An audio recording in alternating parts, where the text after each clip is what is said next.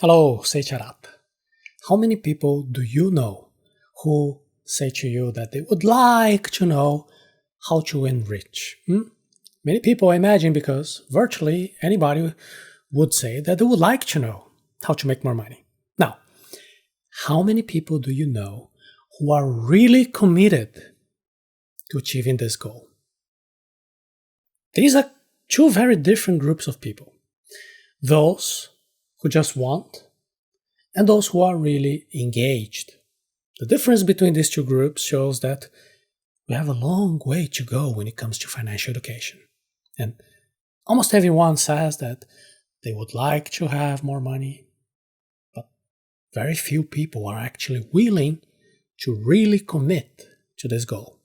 So in today's conversation, I'd like to propose a course of action that will set you on a path that will help you to become part of the group of people who are really committed to financial enrichment. And pay attention to the vocabulary. You want enrichment, not just more money.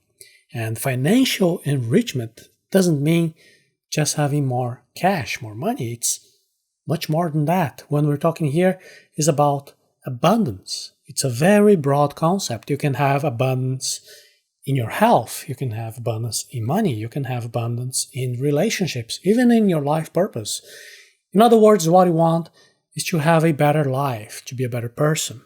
So that our conversation doesn't go on for too long, I'm going to give you specific examples of financial abundance. Of course, you can use the same structure of thinking, the same kind of reasoning, and apply this abundance in any other dimension of your life as well. And when it comes to getting rich, many people think a little bit like this. Well, if I had an extra million in my bank account, my life would definitely improve. Then I would have abundance. This is a little bit of a misconception about abundance. In fact, what you should do is the opposite. You start thinking right now in abundance, to see abundance in everything in your life today. And as a result, you're going to have more money later in your bank account as a result. And making more money is a consequence of seeing life without the scarcity mentality. If you want to learn how to get rich, you need to understand that having money is just a small part of something much bigger. And this bigger thing is abundance. As well as learning how to get rich, you also need to learn how to multiply your money. You also need to learn how to save money, how to improve things. You need to learn to spend in a cost-effective way. That's going to provide you even more abundance in all different dimensions of your life. And in order to achieve all of this, you need to find some sort of a protection against a negative mindset. Rich people are committed to being rich. So here's a disclaimer here. What we're going to talk about does not apply, unfortunately, to people who are in absolute poverty, absolute misery. Unfortunately, they are in a very different situation. Our conversation here is between you and me. We are people who have access to the internet, right? We have a certain level of comfort. Because if you're here watching videos online, you do have some level of money. You do have some level of prosperity, different from people who are in absolute poverty. And now, being here, there is a path that can be followed. I'm talking about the path of commitment to money. The path that will make you leave the prospect of scarcity and start to see the world with a kind of a mentality that will bring you financial abundance. So what commitment is this that we're talking about here? Commitment is the ability to remain consistent in your actions and sticking to your plan, even if you don't see the results that you want right away. For example, what does it mean, commitment, in a context of a romantic relationship? Because, unfortunately, all relationships are subject to moments of difficult times, of crisis.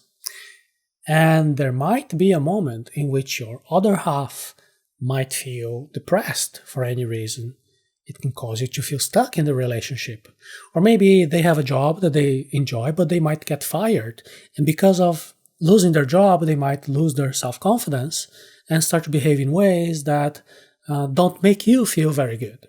Whatever happens, in these times of crisis, now here the commitment word appears. If you are committed to that person, you will be there. You're going to stand by them no matter what happens. You're going to do your best to maintain commitment, even in the face of frustration of difficult times. This analogy with the romantic relationship can also be used in this way that we can do a better effort to understand our commitment to other aspects of our lives. So now it's the moment for you to be reflecting on your relationship with money. Even when you're having a difficult time paying your bills, even when you don't know yet how to make good investments, even though maybe your bank account today isn't looking the way you would like to, you should continue to do your best to multiply your money. And this is how you're going to overcome the moments of frustration. The key to financial abundance is the level of commitment. The second you decide to live with commitment, you immediately live with financial abundance. The money is not there yet in your bank account, but you are already fulfilling your goal by being committed. First, you want to be at peace with your current financial situation. That means having a good relationship with your money. Having peace means that you don't have a negative perspective, that you don't see money as the enemy. And I say this because there are people who strongly believe that money is the root of all problems. There are people who believe that money causes problems, makes people evil. When you assign negative characteristics to money, you're not having peace with your finances. In this situation, it is going to be only normal to lack money because you're lacking coherence in your views. On the one side, you say you want money, but on the other side, you despise it. You're afraid of it. You have no commitment to get rich. You have to accept your current situation. Understand also the temporal dimension of life.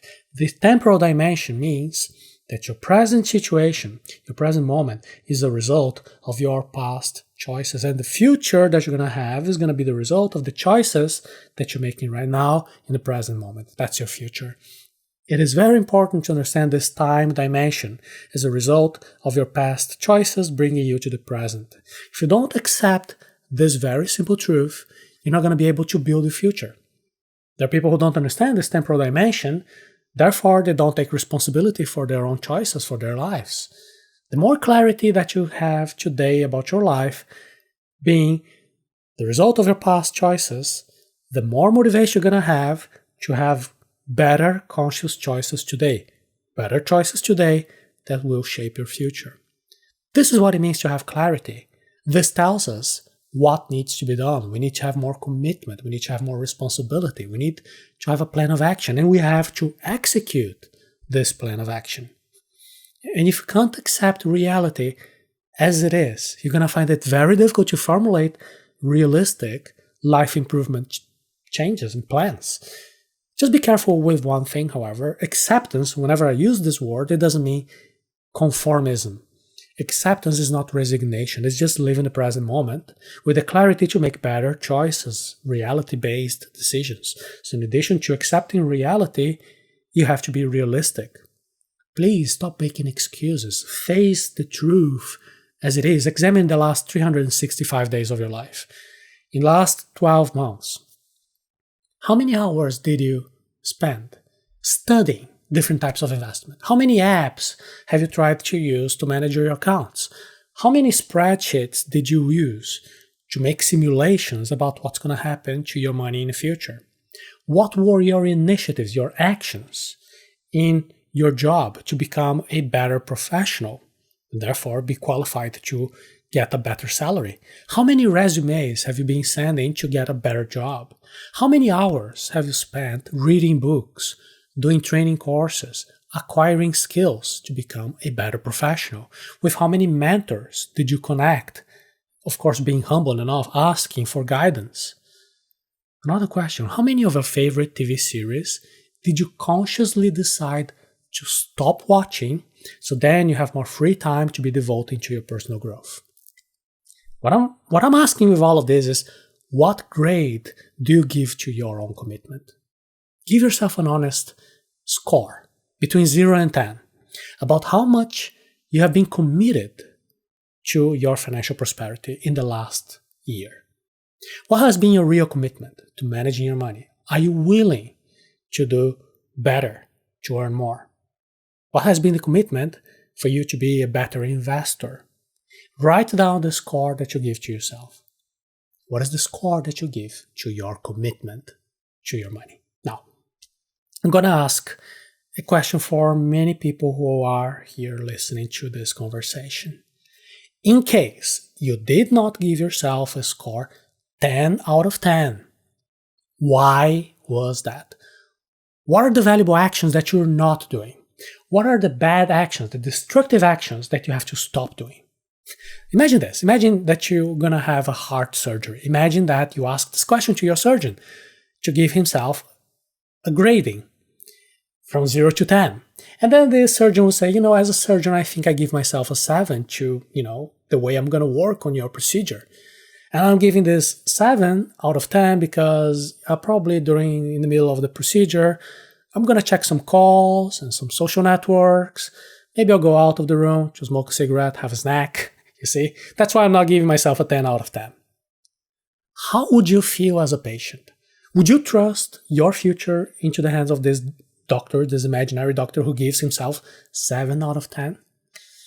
So then the question is, why would you trust your financial future to a version of yourself who does not have 10 out of 10 when it comes to the commitment with money? Remember the question I was presenting at the beginning of the conversation.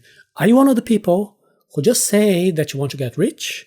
Or are you one of the people who have a real commitment to that goal? If you give yourself any score below 10, now I want to invite you to pick up your notebook and answer the following questions. For the next 30 days, what will you do specifically to increase your level of commitment to your money? In the next 30 days, which actions will be implemented and finalized?